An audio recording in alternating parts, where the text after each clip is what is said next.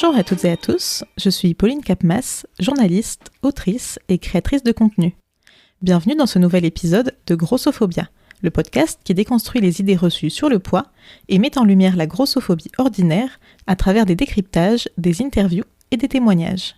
Pour ne manquer aucun épisode, je vous invite à vous y abonner sur votre plateforme d'écoute, mais aussi à suivre le compte Instagram Grossophobia Podcast. Ça prend quelques secondes, c'est gratuit et ça m'aide énormément. Si vous aimez ces ressources, n'hésitez pas à les liker, à les commenter et à les partager autour de vous. Grossophobia. Le développement de la grossophobie est complexe, mais il a des origines anciennes. Dans cet épisode, vous allez découvrir que le développement de la grossophobie est intimement lié à la religion, au colonialisme, au capitalisme et à une volonté de contrôle des populations par les élites. Pour vous conter cette histoire, je me suis basée sur les travaux de Solène Karoff, sociologue et autrice de Grossophobie, sociologie d'une discrimination invisible, une étude sociologique publiée aux éditions de la Maison des sciences de l'homme. Mais aussi sur les travaux de Sabrina Strings, PhD, professeure de sociologie à l'Université de Californie et autrice de Fearing the Black Body, The Racial Origins of Fat Phobia, titre que l'on peut traduire par « Avoir peur du corps noir, les origines raciales de la grossophobie ». Également sur l'ouvrage Histoire de la beauté de Georges Vigarello, un historien français spécialiste de l'histoire de l'hygiène, de la santé, des pratiques corporelles et des représentations du corps. Et enfin, sur différentes études et articles, je vous mettrai de toute façon toutes les sources dans la description. Partie 1. Dès le Moyen-Âge, la religion condamne la gourmandise.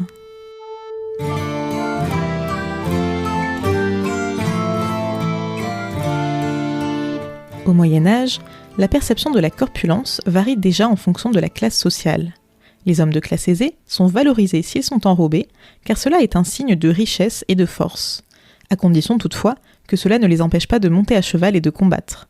Mais la minceur est déjà un critère de beauté pour les femmes de bonne famille, car associée à la tendresse et à la fragilité. Chez les classes défavorisées, en revanche, atteindre un certain poids est synonyme d'une bonne santé et d'une situation sociale suffisante pour résister aux grandes famines, aussi bien chez les hommes que chez les femmes. Cependant, à partir du XIIIe siècle, un changement de regard s'opère. Celui-ci est essentiellement lié à la religion, mais aussi à la médecine de l'époque et aux normes de beauté établies à la cour. Les personnes grosses sont considérées comme laides et paresseuses, elles sont coupables du péché de gourmandise aux yeux de l'Église catholique. La gloutonnerie est associée à l'immoralité. À la Renaissance, la dévalorisation de la grosseur s'accentue. L'excès de poids est déjà considéré comme une maladie que l'on essaye de traiter par des saignées, des purges et par des exercices variés.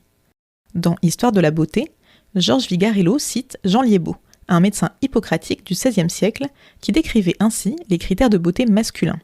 Un corps robuste, fait de puissance, le menton et la grande partie des joues garnis de poils, une peau rude et épaisse, parce que les mœurs et conditions de l'homme sont accompagnées de gravité, de sévérité, d'audace et de maturité. Chez les femmes, en revanche, sont appréciés une peau blanche comme le lait, une longue chevelure, un grand front et une silhouette en sablier, avec un ventre plat et une taille très fine, souvent accentuée par le port d'un corset. La minceur chez la femme est associée à la soumission et à la chasteté. Jean Liébaud, toujours, écrivait « Jamais femme effrontée ne peut être belle, et seule la contention, celle des chairs et de l'esprit, différencie la paysanne, grosse garce fessue aux formes lourdes, de la femme grêle et raffinée. » Entre le XVIe et le XVIIIe siècle, la taille, le périmètre abdominal puis le poids deviennent des marqueurs d'individualité. Les formes corporelles reflètent la valeur des individus, et en particulier celle des femmes, qui doivent incarner la vertu et la moralité. Partie 2. Un lien étroit entre grossophobie, racisme et colonialisme.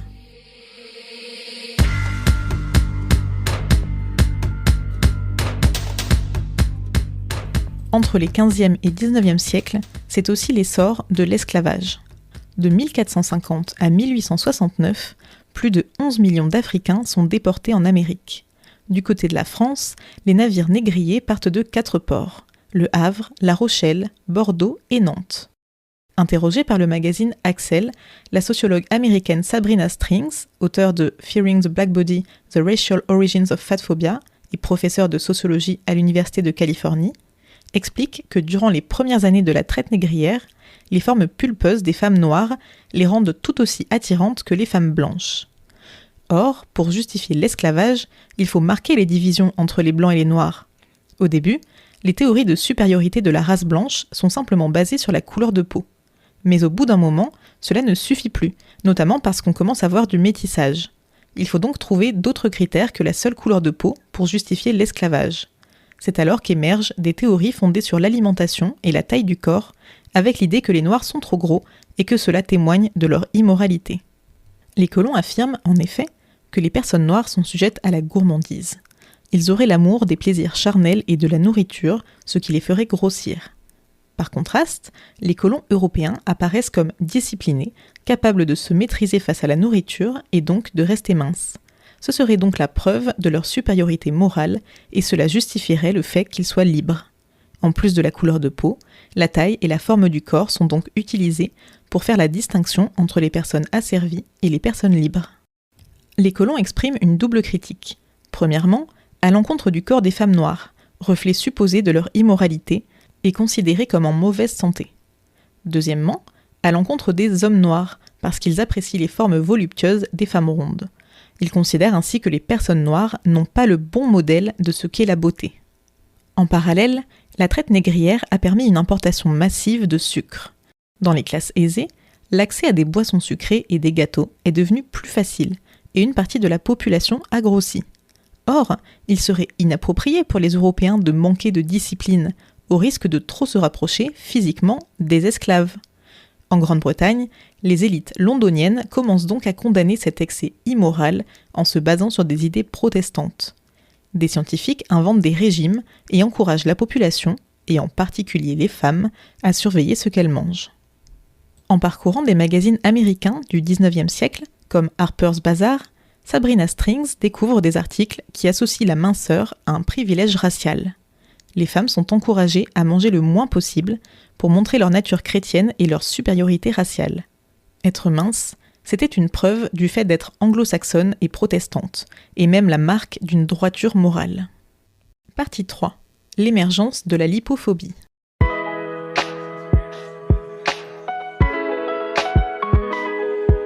Tout au long du XIXe et du XXe siècle, le seuil socialement défini de l'obésité s'abaisse.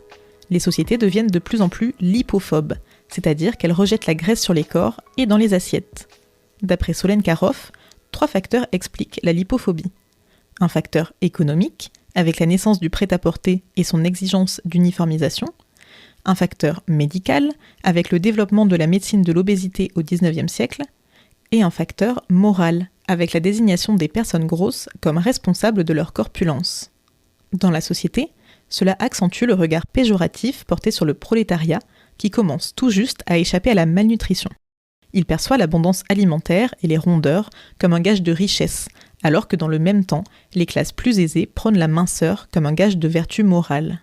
Mais reprenons notre chronologie. Au XIXe siècle, autrement dit à l'ère industrielle, les personnes grosses sont considérées comme pas assez performantes pour s'adapter aux évolutions des techniques. Une exception toutefois, le maître ou le patron. Des hommes donc, chez qui le fait d'être enrobé est synonyme de puissance.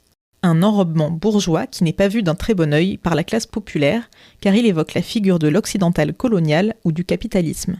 Du côté des femmes, dans les milieux populaires, un léger embonpoint est valorisé, tandis que les femmes des classes privilégiées doivent se protéger des rondeurs, associées à une forme d'immoralité et de vulgarité, des caractéristiques présentes supposément chez les femmes du peuple, et comme je l'ai évoqué précédemment, chez les esclaves.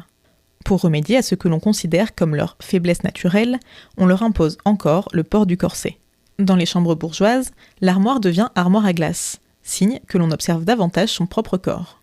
L'influence des normes religieuses continue de persister. On aurait un devoir moral d'être en bonne santé. La maladie est perçue comme la conséquence d'un comportement immoral. À ce moment-là, se développe également la médicalisation de l'obésité. Celle-ci a d'ailleurs légitimé la croyance que les personnes grosses étaient responsables de leur poids et de leurs problèmes de santé, en se concentrant sur des facteurs comportementaux du poids, au détriment des facteurs biologiques, psychologiques et sociaux. Au départ, l'obésité est encore définie en termes qualificatifs. On observe qu'une personne est grosse, mais il n'y a pas de critères objectifs pour déterminer ce qu'est le surpoids ou l'obésité. Puis, peu à peu, se développe une conception plus quantitative et chiffrée du corps. C'est-à-dire qu'on commence à se peser, à prendre ses mensurations. Les premiers articles sur le poids et les régimes paraissent dès le milieu du 19e siècle dans les médias. Certains d'entre eux prennent des mensurations idéales. Des liens entre les aliments et la santé sont établis dans le cadre de l'organisation scientifique du travail. C'est à ce moment-là qu'est créé le système de calories. Manger correctement est un gage de bonne santé pour les ouvriers. À la fin du 19e siècle, les médecins s'intéressent de plus en plus au surpoids et à l'obésité modérée. Ce sont les prémices de ce que l'on appelle aujourd'hui le système de santé publique. Et très vite, le capitalisme s'engouffre dans la brèche. Les compagnies d'assurance américaines définissent un bon poids. Dès lors, tout poids supérieur à plus de 20% du poids moyen est critiqué. C'est de là que viendrait la notion de poids santé. C'est aussi à ce moment-là qu'est créé l'IMC, indice de masse corporelle, par le statisticien belge Adolphe Quetelet. Vous avez bien entendu, par un statisticien, et non pas par un médecin. Au départ, cet indice s'appelle l'indice de Quetelet, et son objectif est de cerner la notion d'homme moyen. Son rôle n'a donc jamais été d'évaluer la santé d'une personne à un niveau individuel. Et Adolphe Quetelet reconnaissait déjà certaines limites de cet outil à son époque, puisqu'il précisait : Il s'agit seulement d'un des nombreux facteurs et, inévitablement, tout le monde ne correspond pas au modèle standard. Nous savons qu'il est un bon indicateur des tendances du niveau de la population, mais pas toujours un bon indicateur à un niveau individuel. De plus, cette formule est ultra simpliste, puisqu'elle ne se base que sur le poids et la taille. Elle ne prend donc pas en compte d'autres caractéristiques importantes comme la densité osseuse, la masse musculaire, le pourcentage de masse grasse ou tout autre type d'influence génétique, culturelle ou environnementale sur le poids. Elle ne dit rien non plus sur les habitudes alimentaires ou la forme physique, et n'est donc pas suffisante pour déterminer si une personne est en santé. Pourtant, les compagnies d'assurance et les médecins de l'époque s'emparent très vite de l'IMC, ainsi que d'autres données récoltées à l'époque, pour créer des tableaux de standards sur le poids. Leur objectif est simple, relier ces données corporelles au risque de développer certaines maladies. Problème, ces tableaux ont été élaborés avec des statistiques récoltées en grande majorité sur des hommes blancs européens. Ils ne prennent donc pas en compte les personnes de couleur, ni les femmes par exemple. Partie 4. Capitalisme, cellulite et culture des régimes.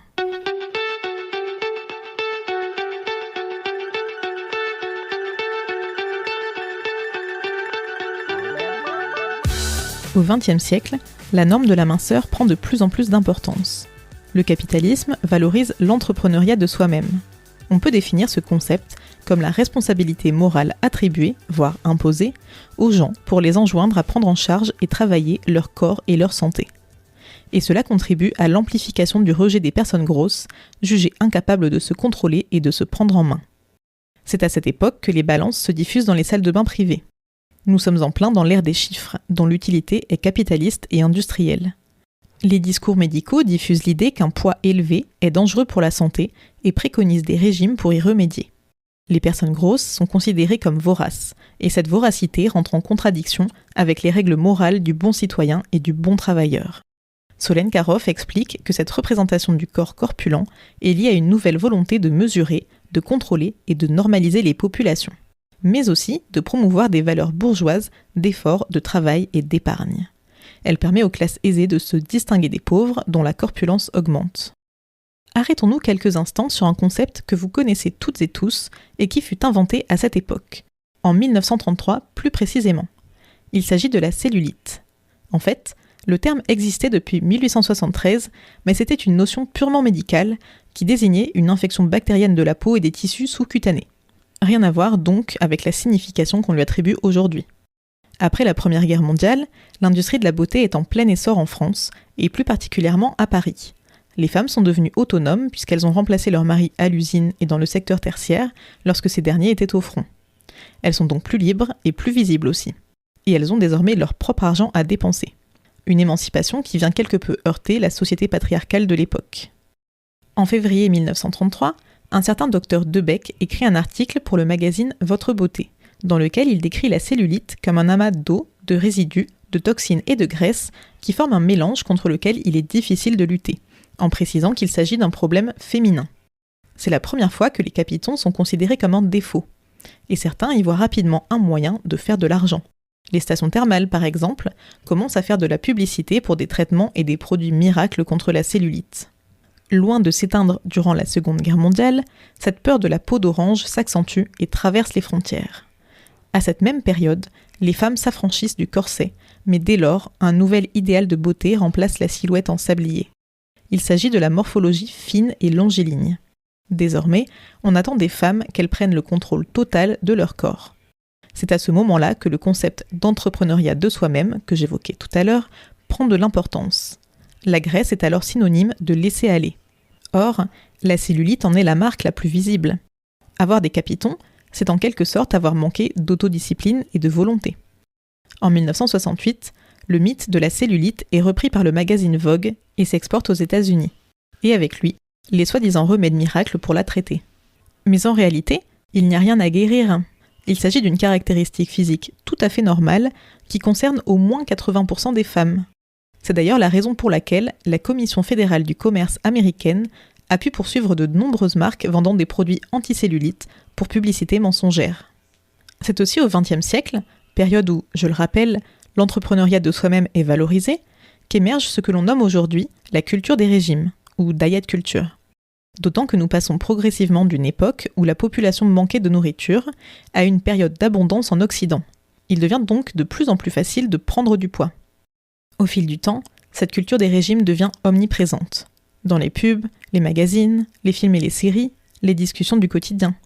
Un business florissant se crée autour de ce concept. Non seulement les régimes à la mode se succèdent, mais en plus, on nous vend tout un tas de produits destinés à atteindre un certain idéal. Pilules coupe-faim, tisane détox, yaourt 0%, livres de recettes minceurs, ou encore les fameuses crèmes et rouleaux anticellulite. Rien qu'aux États-Unis, l'industrie des régimes a rapporté 72 milliards de dollars en 2018. Dans les publicités ou sur les couvertures des magazines, on voit des femmes très minces et souriantes qui ont l'air de rayonner de bonheur en dégustant le nouveau produit allégé du moment. Une représentation qui ancre insidieusement dans les esprits l'idée que la minceur est une condition du bonheur. De plus en plus de personnes se persuadent qu'elles seront bien plus heureuses lorsqu'elles atteindront leur poids idéal, voire qu'elles ne peuvent pas être totalement épanouies avant cela. Un article publié sur le site The Grow Think Tank résume très bien cela. Les régimes ne sont qu'une fausse réponse à un mal-être artificiel créé et entretenu par la société. Or, la restriction alimentaire peut avoir des conséquences dramatiques pour la santé, non seulement physique, mais surtout mentale.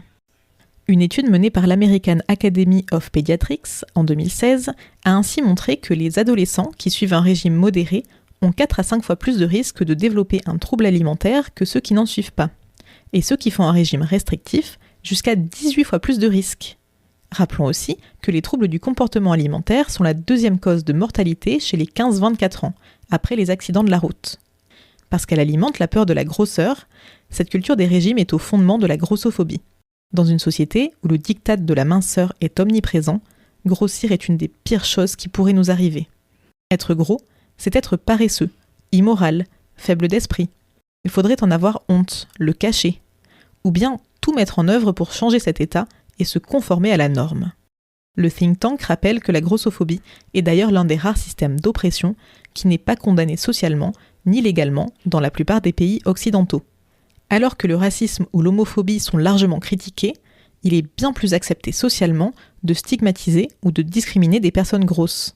Or, toutes les formes de haine d'autrui ne devraient-elles pas être moralement condamnées, quelles qu'elles soient ? Je pense que je terminerai sur cette question. N'hésitez pas à me dire ce que vous en pensez en commentaire. Si vous avez aimé cet épisode, qui est le fruit d'une longue et minutieuse enquête, n'hésitez pas à laisser 5 étoiles sur votre plateforme d'écoute et à le partager autour de vous. Cela ne prend que quelques secondes et m'aide énormément pour mon référencement. Sur ce, je vous souhaite une très belle journée ou soirée et je vous dis à très bientôt.